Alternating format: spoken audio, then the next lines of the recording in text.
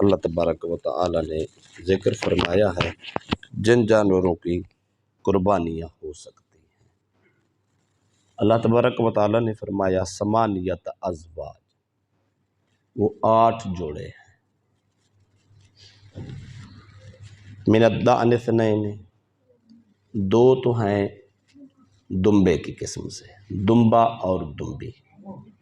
والمن المعز اثنین، 2 ہیں جانور بکری اور بکرا کی صورت میں۔ ومن الابل اثنین، 2 ہیں اونٹ کی قسم سے یعنی اونٹ اور اونٹنی۔ ومن البقر اثنین، 2 ہیں گائے کی جنس سے یعنی گائے اور بیل۔ یہ ٹوٹل 8 جانور ہیں، دمبی دمبا، بکری بکرا، اونٹنی اونٹ، گائے اور بیل۔ یہ 8 قسم کے جانور ہیں جن کی قربانی ہوتی ہے۔ اسی کے ساتھ 2 جانور اور ہیں جن کی قربانی ہم عام طور پہ کرتے ہیں، ایک بھیڑ اور اس کا نر، اور دوسرا بھینس اور اس کا نر بھینسا، ان کی بھی ہم قربانی کرتے ہیں۔ سب سے پہلا مسئلہ تو ہم یہی کریں گے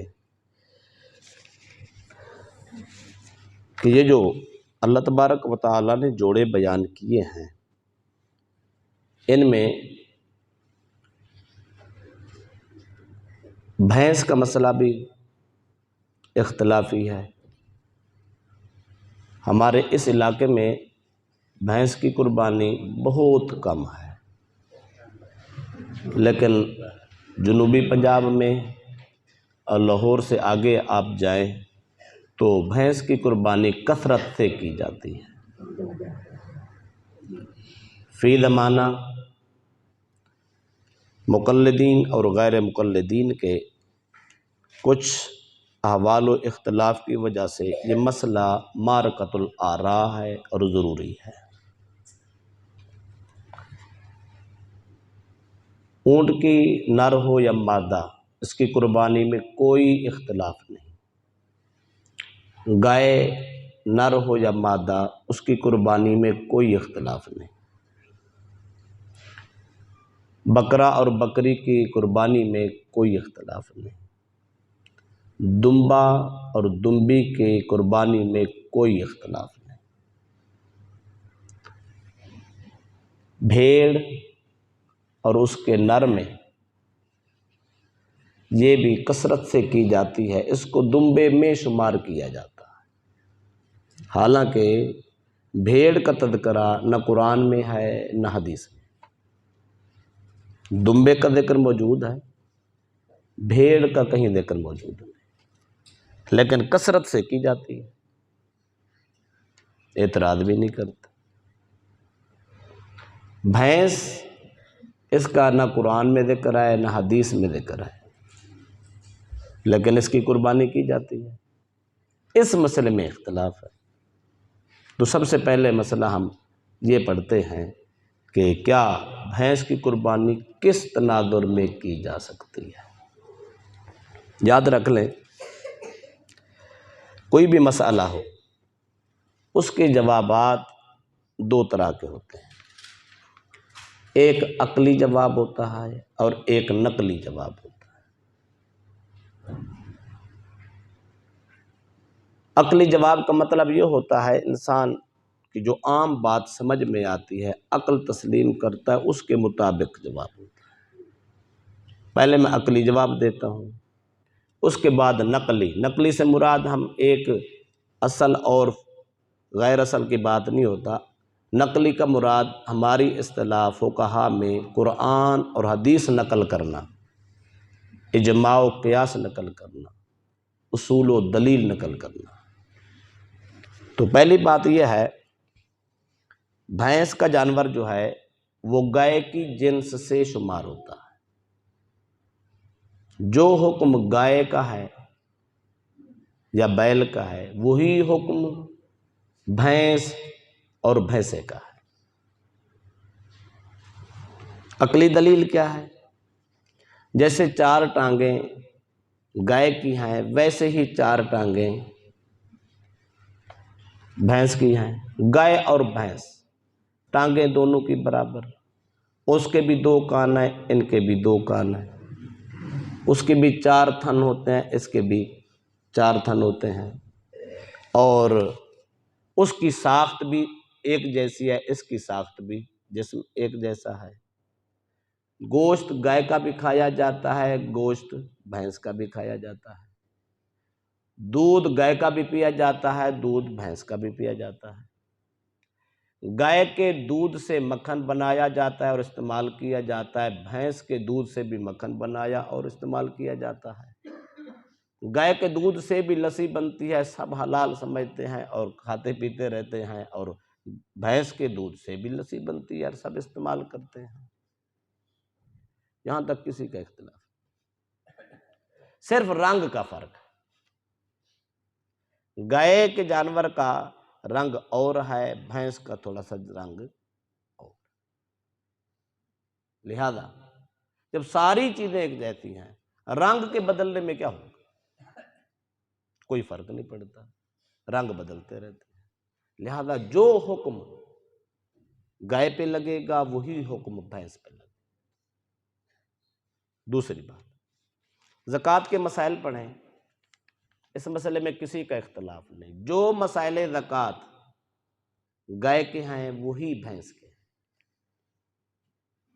سب یہی مانتے ہیں، اہل حدیث بھی یہی مانتے ہیں، احناف بھی یہی مانتے ہیں، سب یہی مانتے ہیں۔ زکوٰۃ کے مسائل جو گائے کے ہیں بیل کے ہیں وہی بھینس اور بھینسا کے، وہ بھینس اور بھینسے کی، حالانکہ زکوٰۃ کے مسائل میں گائے کا ذکر ہے، بھینس کا کہیں ذکر نہیں ہے، پھر اس کا کیا مطلب ہوگا؟ بھینس کے جانور پر زکوٰۃ ہی نہیں ہے؟ زکوٰۃ ہے، سب لیتے بھی ہیں دیتے بھی ہیں، لیکن ذکر نہیں ہے، تو ذکر نہ آنے کی وجہ سے اس کا یہ مطلب تو نہیں ہے اس کی زکوٰۃ ہی نہیں ہے، بلکہ اس کو گائے میں شمار کر کے اسی سے مسائل حل کر دیے جاتے ہیں۔ اگر زکوٰۃ لینے کی باری آئے مولویوں کی تو وہ اس کو گائے کی جنس شمار کرتے ہیں، قربانی کی باری آئے تو کہتے ہیں گائے اور ہے بھینس اور۔ کھال لینے کی باری آئے تو کوئی مولوی کھال نہیں چھوڑتا، مدرسے میں کھال دینی ہو، تحریک کو کھال دینی ہو، وہ بھینس کی ہو یا گائے کی ہو، سب لے جاتے ہیں۔ جب قربانی کی بات آئے تو کہتے ہیں بھینس کی قربانی جائز نہیں۔ تیسری بات، قرآن و حدیث میں جیسے بھینس کا ذکر نہیں ہے، اسی طرح بھیڑ کا بھی ذکر نہیں ہے۔ سب لوگ بھیڑ کی قربانی کے قائل ہیں، اہل حدیث بھی قائل ہیں، غیر مقلد بھی قائل ہیں، احناف بھی قائل ہیں، سب قائل ہیں۔ بھیڑ کے جانور کی قربانی کے سب قائل ہیں، نہ قرآن میں ذکر ہے نہ حدیث میں ذکر ہے۔ دمبے کا ذکر ہے، دمبا اس بھیڑ نما جانور کو کہتے ہیں جس کے پیچھے چکی ہوتی، اس کی بھی شکل ایک جیسی ہے، رنگ ایک جیسا ہے، وہ کھانے کے لیے حلال ہے، چلنے پھرنے میں ایک جیسا ہے، اس کی جنس ملتی جلتی ہے، لیکن فرق ہے۔ دمبے کے پیچھے جو چکی ہوتے، اتنی بڑی چکی، وہ اس کو اگنور کر دیتے ہیں، اس کو بھیڑ میں شمار کر دیتے ہیں۔ جب بھینس کی باری آئے تو اس میں تو اتنا فرق ہی نہیں ہے، صرف رنگ کا ہی فرق ہے، اس کو نہیں مانتے۔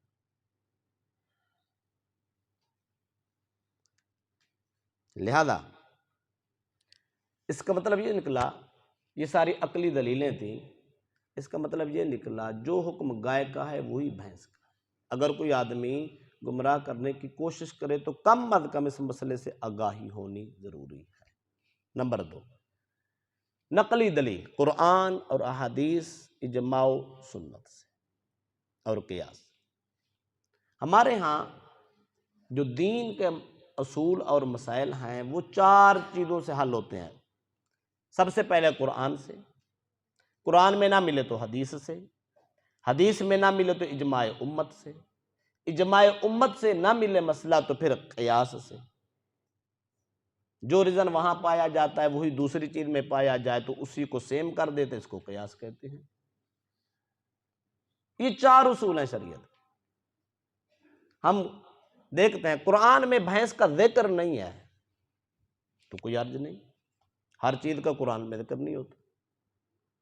حدیث میں بھینس کا ذکر نہیں ہے، کوئی حرج نہیں ہے، ہر چیز کا حدیث میں بھی ذکر نہیں آ سکتا، مخصوص چیزوں کا ذکر ہوتا ہے، باقی عام حکم ہوتا ہے۔ لیکن میں آپ کو بھینس کے ذکر پر حدیث سنانا چاہتا ہوں۔ پہلے حدیث کی تعریف سناتا ہوں۔ حدیث کس کو کہتے ہیں؟ نبی اکرم صلی اللہ علیہ وسلم کا قول، فعل، تقریر، صحابہ کرام علیہم رضوان کا قول، فعل، تقریر، تابعین کا قول، فعل، تقریر۔ اللہ کا نبی کہہ دے وہ بھی حدیث ہے، اللہ کا نبی کوئی کام کرے وہ بھی حدیث ہے، اللہ کے نبی کے سامنے کچھ کیا جائے یا کہا جائے اللہ کے نبی قبول فرما لے یہ بھی حدیث ہے۔ سیم یہی مسئلہ صحابہ کا ہے، کوئی صحابی رسول عمل کرے یہ بھی حدیث ہے، کوئی صحابی رسول کسی کام کو کہہ دے وہ بھی حدیث ہے، صحابی رسول کے سامنے کسی نے عمل کیا، صحابی رسول نے اس کو دیکھا، انکار نہیں کیا، یہ بھی حدیث ہے، اس کو تقریر کہتے ہیں۔ یہی حکم تابعین کا ہے، اگر تابعی خود عمل کرے یہ بھی حدیث ہے، اگر تابعی خود کہہ دے کہ یہ کرنا ہے یہ بھی حدیث ہے، اگر تابعی کے سامنے کوئی عمل کرے تابعی خاموش رہے یہ بھی حدیث ہے۔ تو میں بھینس کا مسئلہ سب سے پہلے تابعین کے قول سے پیش کرتا ہوں اور عمل سے پیش کرتا ہوں تاکہ یہ حدیث کی نص سے ثابت ہو جائے بھینس کی قربانی کا حکم شرعی کیا۔ حضرت امام حسن بصری رضی اللہ تعالیٰ عنہ یہ تابعی ہیں۔ تابعی وہ ہوتا ہے جس نے صحابہ کو حالت ایمان میں دیکھا ہو، ملاقات ہو۔ صحابی وہ ہوتا ہے جو جلوہ مصطفیٰ جس نے حالت ایمان میں کیا۔ تابعی کو تصور کیا جاتا ہے تابعی کا عمل، قول، فعل صحابہ سے ہے، صحابہ کا مصطفیٰ سے ہے، مصطفیٰ کا خدا سے۔ امام حسن بصری جلیل القدر تابعی ہے، ان سے پوچھیں تو مصنف ابن ابی شیبہ امام بخاری کے دادا استاد انہوں نے کتاب لکھی المصنف، اس میں یہ حدیث لائے ہیں۔ حضرت امام حسن رضی اللہ تعالیٰ عنہ کا قول ہے، وہ فرماتے الجاموس بمنزلۃ البقر۔ امام حسن بصری فرماتے ہیں بھینس گائے کے درجہ میں ہے، جو درجہ گائے کا ہے وہی درجہ بھینس کا۔ امام مالک رضی اللہ تعالیٰ عنہ یہ بھی تابعی ہیں، ان کا قول بھی سن لے، وہ فرماتے انما ہی بقر کلھا۔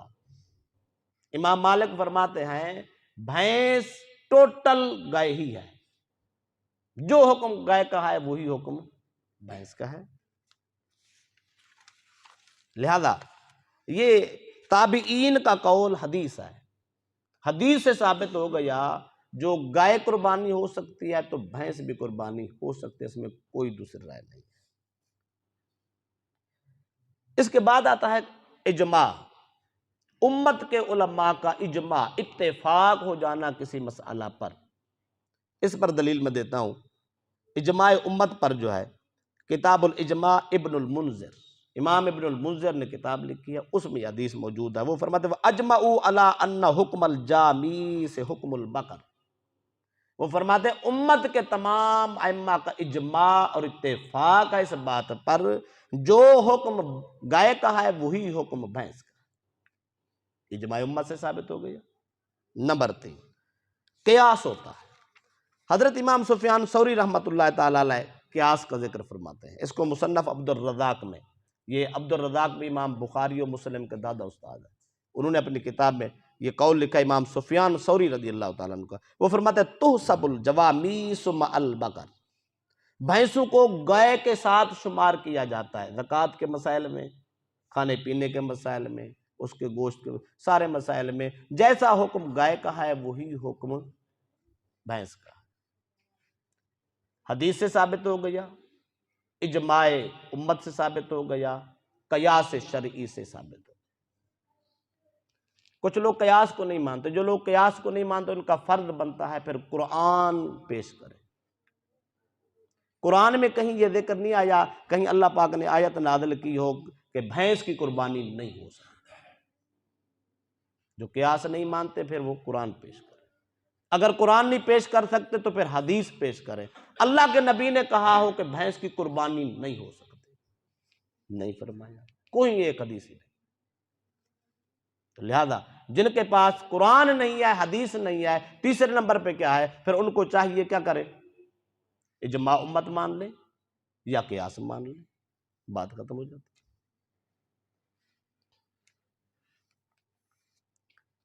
اگلا مسئلہ جو ہے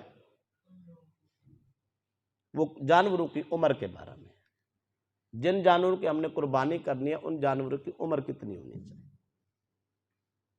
اس پر میں حدیث پاک پڑھتا ہوں، اس کے بعد مسئلہ بیان کرتا ہوں، جو کہ یہ بھی اختلافی مسئلہ ہے، اس کو بھی بغور سننا ہے۔ صحیح مسلم شریف ہے، باب سن الاضحیہ ہے، حضرت جابر بن عبداللہ رضی اللہ تعالیٰ عنہ کے راوی ہیں، رسول اکرم صلی اللہ علیہ وسلم نے فرمایا لا تذبحوا الا مسنہ، نبی اکرم صلی اللہ علیہ وسلم فرماتے ہیں قربانی پہ مسنہ جانور ہی ذبح کرنا ہے، الا ان یؤثر علیکم فتذبحوا جزءۃ من الضأن، اگر مسنہ جانور تمہیں نہ ملے تو پھر دمبے کی قسم سے جزا قربان کر۔ اس حدیث میں دو لفظ ہیں، دونوں مشکل ہے، میں آپ کو سمجھا دیتا ہوں۔ ایک لفظ ہے مسنہ، ایک لفظ ہے جزا۔ مسنہ کس کو کہتے ہیں، جزا کس کو کہتے ہیں، یہ دونوں لفظ سمجھ آ جائیں تو مسئلہ حل ہو جاتا ہے۔ دیکھیں مسنہ کا لفظ جو ہے اس کا مطلب ہر اہل لغت نے کہتا ہے الثنی۔ الثنی کا مطلب کیا ہے؟ الثنی کا مطلب بھیڑ پہ بھی لاگو ہوتا ہے، بکری پہ بھی لاگو ہوتا ہے، گائے پہ بھی لاگو ہوتا ہے، اونٹ پہ بھی لاگو ہوتا ہے، سب کے لیے سنو۔ مسنہ اس جانور کو کہتے ہیں، بلکہ پہلے میں لغت بتاتا ہوں۔ لغت میں اس کے دو معنی ہیں، لفظ مسنہ کے لغت میں عربی زبان میں دو معنی ہیں۔ ایک معنی ہے دندہ، جس نے جو وہ جانور جس نے دانت گرا دیے، جس کے دو دانت ٹوٹ چکے۔ ایک معنی ہے بڑی عمر کا۔ اہل لغت، اہل زبان نے اس کا جو ترجمہ کیا ہے ثنی کا، اس کا مطلب ہے دوندا یا لمبی عمر کا جانور۔ لمبی عمر کتنے ہے؟ بھیڑ اور دمبے کی اگر لمبی عمر دیکھیں تو وہ 1 سال ہے۔ 1 سال کا دمبا اس کو مسنہ کہتے ہیں، 1 سال کا بکرا بکری اس کو مسنہ کہتے ہیں، 2 سال کی گائے بیل بھینس بھینسا 2 سال کا یہ مسنہ ہے، اور اونٹ 5 سال کا یہ مسنہ۔ حدیث پاک میں لفظ مسنہ استعمال ہوا۔ مسنہ کا معنی کیا ہے؟ میں پھر دوہرا دیتا ہوں۔ اگر دمبا جانور ہو، اس کی قربانی کرنی ہو تو اس کی عمر دیکھنی ہے، کتنی ہونی چاہیے؟ اس کی عمر 1 سال ہونی چاہیے۔ اگر گائے وغیرہ ہے، بھینس ہے تو اس کی عمر 2 سال ہونی چاہیے۔ اگر اونٹ ہے تو اس کی عمر 5 سال ہونی چاہیے۔ یہ مسنہ ہے۔ اللہ کے نبی نے فرمایا اس عمر کے جانور مل جائیں تو قربان کرو، ذبح کرو، اگر اس عمر کے جانور نہیں ملتے تو پھر کیا کرو؟ پھر جزا من الضأن، پھر دمبے کی قسم سے 6 ماہ کا ایسا بچہ ذبح کر دو جو دیکھنے میں سال کا نظر آئے، صحت مند موٹا تازہ پالا پوسا اچھا جانور، بے شک عمر اس کی 6 مہینے ہو لیکن وہ سال کا نظر آتا ہو، پھر وہ دمبے کی قسم سے۔ بھیڑ بھی بعض علماء نے اس کو شامل کر دیا، بھیڑ یا دمبا پھر 6 ماہ کا لگتا ہے، اس کے علاوہ کوئی جانور 6 ماہ کا نہیں لگتا۔ 2 سال سے کم عمر نہ گائے لگتی ہے نہ بھینس لگتی ہے، 5 سال سے 1 دن بھی کم ہو تو اونٹ نہیں لگتا۔ اگلی بات سن، ہم لوگ نے دندا کا مسئلہ مشہور ہو گیا ہے، لوگ کہتے ہیں دانت نہیں ٹوٹے۔ اگر جانور گھر کا ہو، اپنے گھر کا جانور ہو، بندے کو یقین ہو کہ اس کی عمر 2 سال مکمل ہو چکی ہے، دانت گریں یا نہ گریں، وہ قربانی کے قابل ہے۔ اس کی ایک وجہ ہے۔ جانوروں کی 2 قسمیں ہیں، کچھ جانور وہ ہیں جو جنگل میں چرتے ہیں، وہ مختلف بوٹیاں کھاتے ہیں، اور سخت گھاس بھی ہوتا ہے، نرم بھی ہوتا ہے۔ جو جانور جنگل میں زیادہ تر چرتا ہے اس کے دانت جلتی گر جاتے ہیں، اور جو گھر باندھا ہوا ہے، جس کو کتر کے ہم چارہ ڈال رہے ہیں، نرم چارہ ڈال رہے ہیں، اس کے دانت کب ٹوٹ رہے ہیں؟ وہ تو 2.5 سال کا بھی ہو جائے بمشکل ٹوٹتے ہیں۔ لہذا دانت دیکھنا کہ لازمی نہیں ہے۔ اہل حدیث اور غیر مقلدین کہتے ہیں نہیں جی، اس مسنہ کا معنی جو ہے نا وہ کیا ہے؟ دانت ٹوٹنا، جس کے 2 دانت گر جائیں، بس ہم اسی کو مانتے ہیں۔ اس کا مسئلہ بھی میں آپ کو بتا دیتا ہوں۔ لغت میں نے آپ کو بتایا، لغت میں 2 معنی ہیں، جس کے 2 دانت گر جائیں اس کو بھی مسنہ کہتے ہیں، اور بڑی عمر کا بھی اس کو مسنہ کہتے ہیں۔ یہ قربانی کے مسائل لغوی مسائل نہیں ہیں، یہ فقہی اور شرعی مسائل ہیں۔ اس کے لیے ہمارے لیے لغت دلیل نہیں ہوگی، اس کے لیے ہمارے لیے شرعی اصول دلیل ہوگی۔ شرعی دلیل کون دیتا ہے؟ امام اللغت نہیں دیتا، امام الفقہ دیتا۔ فقہ کے امام ان الفاظ کی بحث کر کے اصول شریعت طے کر کے امت کے لیے آسانی پیدا کر دیتے ہیں۔ اب میں چند فقہا کی آپ کو اقوال پیش کر دیتا ہوں، کس کس امام نے اس کا معنی 2 سال کیا ہے۔ اس میں محدث اور فقیہ علامہ زین الدین ابن نجیم، بہت بڑا نام ہے فقہا میں اور محدثین میں، وہ فرماتے وَالثَّنِي مِنَ الضَّأْنِ وَالْمَعْدِ ابن ثَنَدٍ۔ علامہ زین الدین ابن نجیم فرماتے ہیں دمبا یا بکری کی عمر مسنہ وہ جانور ہے جس کی عمر 1 سال۔ یہ فقیہ کے وقت کا معنی بیان کر رہا ہوں، جو اصول شریعت بیان کرتے ہیں۔ اور فرمایا من البقر ابن سنتین، اگر گائے کی قسم ہے تو 2 سال۔ ومن الابل ابن 5 سنین، اگر اونٹ ہے تو 5 سال۔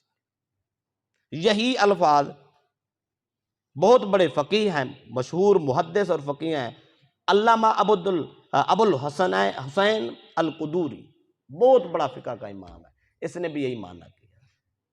دمبا بکرے کا 1 سال، گائے بیل کے 2 سال، اور اونٹ کے 5 سال۔ لہذا سال کو دیکھنا ہے، عمر دیکھنی ہے، دانت دیکھنا فرض نہیں۔ اس کی وجہ میں نے آپ کو پہلے بتا دی ہے۔ ٹائم ہو چکا ہے، باقی جانوروں میں عیب کا مسئلہ بھی ہے، گوشت کی